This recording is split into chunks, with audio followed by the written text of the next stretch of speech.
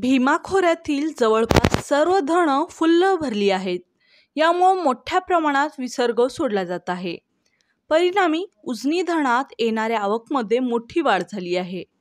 दुसरीकडे उजनी फुल्ल भरलेला असल्यानं उजनीतून मोठा विसर्ग सोडला जात आहे. वीर धरणामधून देखील मोठा विसर्ग सुरू आहे. यामुळे भीमा नदीला पूर आला आहे. आज मंगळवार 29 जुलै 2025 उजनी धरणाचे सकाळचे अपडेट आलेले आहेत. ते अपडेट पाहूयात. आज सकाळी आलेल्या अपडेटनुसार उजनी धरणात येणारी आवक वाढली आहे. उजनीचा एकूण पाणीसाठा हा 115.99 TMC इतका झाला आहे. तर सध्या उजनीत 52,137 क्युसेकनं आवक येत आहे. काल रात्रीपासून उजनीच्या विसर्गात वाढ करण्यात आली आहे. सध्या मुख्य दरवाजामधून 70,000 क्युसेकचा विसर्ग सुरू आहे.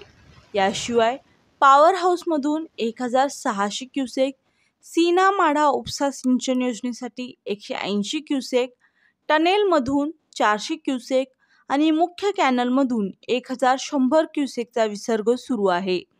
आज सकाळी आलेल्या अपडेटनुसार उजनी धरण 97.57% भरलेलं आहे.